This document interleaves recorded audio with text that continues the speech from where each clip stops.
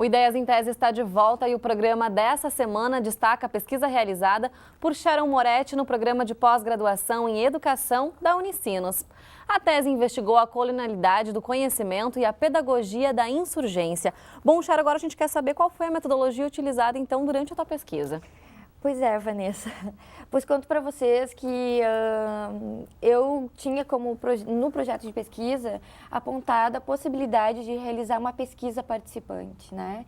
Isso significava ter um envolvimento direto, concreto, com as comunidades indígenas nessa região do México. Porém, tem dois elementos bastante importantes nessa caminhada metodológica. A primeira delas é o contexto pelo qual vive hoje esse país, né? 2012, que foi o ano em que eu estive durante meu doutoramento sanduíche, que também era o período de coleta e organização dos dados, né? E de estudo na Universidade Nacional Autônoma do México. O país vivia passando por uma situação muito crítica do ponto de vista político. Era ano eleitoral, né? Então a polarização de projetos políticos era bastante intensa. E a outra é que se tratava justamente do momento em que o movimento indígena passava, ou seja, por silenciamento. Esse silêncio, ou seja, de não relação com a comunidade civil, de um modo geral, é uma forma de estratégia também de luta política, né? Isso fez com que a entrada em territórios autônomos zapatistas estivesse fechado. E a possibilidade de realizar pesquisas com esse caráter com o qual eu estava me propondo, ou seja, de participação dos sujeitos implicados na pesquisa, ele estava completamente comprometido em função dessa conjuntura. Então, na condição de estudante, né, e também realizando o estágio de doutoramento com os cursos de Pedagogia e Filosofia na UNAM, eu busquei uma alternativa que foi me organizar junto com os estudantes a participar de uma brigada de voluntários, de trabalho voluntário, né, num território autônomo zapatista. Eles chamam de Caracol, que é um território político e cultural em que a vida social e a relação política entre o movimento, né, a direção do movimento e a comunidade civil acaba acontecendo. Então, eu estive lá, um período de uma semana, realizando atividades diversas, né? Como é que foi essa experiência? Conta pra gente. Pois, desde construir banheiros, retocar os murais zapatistas. Os murais são pinturas em que os indígenas contam a sua própria luta de resistência, né? Então tem um significado simbólico muito grande para eles no processo de resistência. Então essa história está contada nesses murais. Então eu retoquei esses murais, pintei outros murais. E algo muito interessante, e está vinculado a uma segunda parte, né, um outro momento da minha pesquisa, no processo metodológico, que foi a construção de um auditório, né?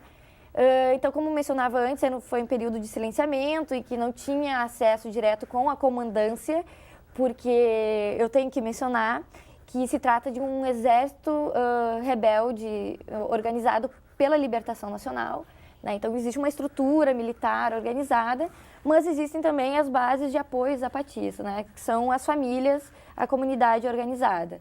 Então, eu convivi com essas comunidades de base de apoio um ano depois, quando já tinha regressado ao Brasil, já tinha retomado minhas atividades aqui na Unicinos, através de uma escola, como convidada internacional, uma escola zapatista chamada A Liberdade Segundo os Zapatistas. Então, eu regressei em 2013, junto com 1.700 pessoas aproximadamente, e nós nos dividimos entre esses 5 territórios autônomos zapatistas, os chamados caracóis, esses centros culturais e políticos, né? E a partir desses centros culturais políticos, nós nos dividimos novamente para os municípios e comunidades autônomas. Durante esse período de mais ou menos 10 dias entre chegada ao caracol e a convivência com as famílias, que foram de 7 dias, nós passamos por um processo de estudo intenso, 24 horas, né? Isso envolve o quê? A relação educação-trabalho. Então, ao mesmo tempo que nós trabalhávamos, vivíamos o cotidiano, a relação com a produção material da vida dessas pessoas, dessas famílias, nós também estudávamos. Então, é praticamente 3 aulas, né? A experiência do autogoverno, ou seja, essa relação independente, autônoma ao Estado mexicano, né? Em vários sentidos. Depois, nas conclusões, eu posso mencionar algumas dessas observações. Mas também a relação dos avanços em relação à participação das mulheres nesse autogoverno, né? E a relação com a liberdade, né? De como se dá esse processo de liberdade nesses territórios, da relação tradicional, né? Da cultura maia, e o encontro tenso dessa vida da modernidade, né? Que é essa vida que nós vivemos, assim. Então, essa relação tensa, a gente conviveu e foi muito interessante, porque nessa ocasião, quem eram os professores eram as famílias zapatistas, entre homens, mulheres e crianças, né? Então... E como é que foi essa relação com eles também? Eles te recebiam bem? Como é que era isso? Foi muito interessante, né? Porque esse movimento, ele tem uma relação direta com a história, né? Com o seu passado. Como mencionei, a tradição e a cultura maia. Por outro lado, a sua relação muito orgânica com a herança da Revolução de 1910, que foi a primeira revolução popular que aconteceu, né, no mundo, antes mesmo da Revolução Russa, que foi a Revolução Mexicana. Então, Emiliano Zapata foi um líder revolucionário que defendia a reforma agrária. Ele era uma liderança do Sul que se encontrou com os objetivos e interesses vindos do Norte com Pancho Villa. Mas esses campesinos têm essa vinculação direta em função da terra, porque o Norte mexicano era um Norte em movimento de desenvolvimento em função da indústria e das ferrovias, né? E o Sul não desenvolvido, digamos assim, para aquele momento, né? Com predominantemente agrário. Bom, esses zapatistas, os zapatistas com o qual eu tive contato, reivindicam essa herança também revolucionária, né? Então, esse contato com a comunidade foi muito interessante, porque eles contam, através dos seus mitos, de que o espírito de Zapata ronda esse território.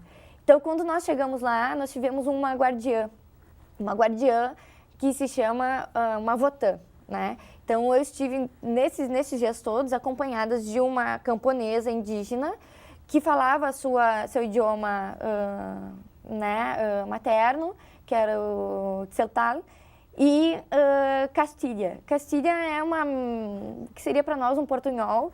Para eles, essa mescla entre o Tzeltal com o castelhano, e nós nos comunicávamos através da Castilha.